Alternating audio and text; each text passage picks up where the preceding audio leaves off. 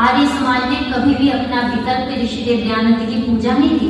आर्य समाज ने अपना विकल्प कभी किसी की पूजा नहीं की। आर्य समाज ने अपना विकल्प सिर्फ मूर्ति पूजा का विकल्प सिर्फ एक ही चीज को दिया कि निराकार ईश्वर की उपासना करो और यज्ञ करो। आज संसार के लोग बोलते हैं कि आर्य समाज के लोग करते क्या है, ऋषिदेव दयानंद की जय बोलते हैं। मैं बहुत सारी इतिहास की घटनाओं को न लेते हुए सिर्फ एक घटना को लेती हूँ। आप सबने महर्षि अरविंद का नाम सुना होगा।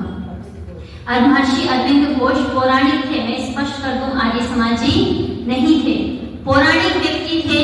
लेकिन महर्षि अरविंद से एक बार जब ऋषिदेव दयानंद की श्रद्धांजलि का संकलन वैदिक मैगजीन पत्रिका के नाम से आचार्य रामप्रसाद जी जब गुरुकुल कामरी विश्वविद्यालय के कुलपति थे, उस समय जब किया गया तो उनके पास एक शिष्य जाते थे अभयदेव वेदालंकार जी, जो आर्य समाजी थे। बोले ऋषिदेव दयानंद पे एक लेख मंगवा दो। महर्षि अरविंद ने बहुत सुंदर लेख लिखा। और क्या लिखा, उनके शब्द ये मेरे नहीं है, उन्होंने लिखा कि पहाड़ की सारी चोटियों पर अगर सारे ऋषियों को बिठा दिया जाए तो एवरेस्ट की सबसे बड़ी ऊंची चोटी पर ऋषिदेव दयानंद को बिठाना चाहिए। उन्होंने कहा दो पलड़े कर लो, तराजू को दो उसमें कर लो, एक तरफ सारे महापुरुषों को रख दो, एक तरफ ऋषिदेव दयानंद को बिठा दो, तो भी दयानंद का पलड़ा भारी नजर आएगा। इतने अच्छे अच्छे शब्द उन्होंने ऋषिदेव दयानंद के बारे में लिखे। लेख पहुंचा, छप भी गया।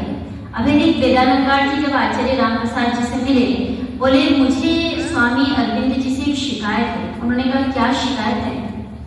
बोले मुझे योगी अरविंद से ये शिकायत है कि उन्होंने लेख तो बहुत अच्छा लिखा, ऋषिदेव दयानंद की उन्होंने भूरी भूरी प्रशंसा की उस लेख में, लेकिन एक गलती उन्होंने की, उन्होंने कहीं भी दयानंद के सामने स्वामी ऋषि महर्षि नहीं लगाया। हर जगह यही लिखते रहे दयानंद ऐसा है, दयानंद वैसा है, दयानंद ने ये किया, दयानंद ने वो किया। जब वो अभयदेव वेदालंकार जी से उन्होंने कहा अगर कभी अरविंद के पास जाओ तो पूछना ऐसा क्यों किया। वो पहुंचे ऋषि अरविंद के आश्रम में, उन्होंने कहा अरविंद स्वामी जी एक बात है और आर्यों को आपसे शिकायत है। बोले मुझसे भला क्या शिकायत है? आपसे ये शिकायत है कि आपने लेख तो बहुत अच्छा लिखा, लेकिन लेख में कहीं पर भी स्वामी महर्षि नाम दयानंद के सामने नहीं लिखा।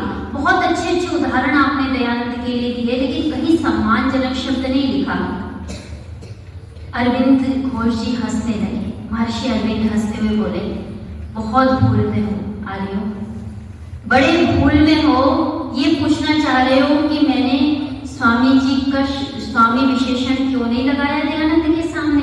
अरे दयानंद तो दयानंद है, दयानंद तो वो चिंगारी है, दयानंद तो दयानंद है। इतनी बड़ी भूल मत करो। दयानंद के सामने स्वामी महर्षि योगी विशेषण लगाने से दयानंद का गौरव नहीं बढ़ता, अपितु इन शब्दों की विशेषता बढ़ जाती है। ये शब्द महर्षि अरविंद के थे। देखिए ऋषिदेव दयानंद सरस्वती जी अपने जीवन काल में कभी विदेश नहीं गए, कभी नहीं पहुंचे, लेकिन जब वो काशी की शास्त्रार्थ सभा में थे तो पंडित भवानी लाल भारती अपने शोध ग्रंथ में इस बात को लिखते हैं 60,000 लोगों की सक्रियता थी और 60,000 लोगों में से 10,000 लोग जो थे वो विदेशी थे। तो इस प्रकार से ऋषिदेव दयानंद के नाम से ही लोग कांपते थे। कभी मैक्स मुलर के पत्रों को पढ़िएगा तब आपको समझ में आएगा कि वहां न जाते हुए भी कितना क्षोभ ऋषिदेव दयानंद का था। लेकिन उनके एक शिष्य ने, एक छोटी सी घटना से बस आपको जोड़ दूं, स्वतंत्र भारत में सांस ले रहे हो आप, नरम दल से देखोगे, गरम दल से देखोगे, ऋषिदेव दयानंद सरस्वती जी सामने खड़े मिलेंगे।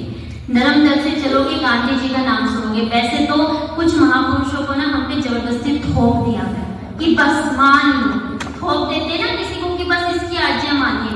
ना तो ये कोर्ट में गुलाब का फूल लगाने से और ना चरखे चलाने से आजादी यहाँ नहीं है। गांधी जी को लोग फिर भी नरम दल का गुरु मानते, तो उनके गुरु थे गुरु गोपाल कृष्ण गोखले जी। गोपाल कृष्ण गोखले जी के गुरु जी थे महादेव गोविंद रानड़े जी।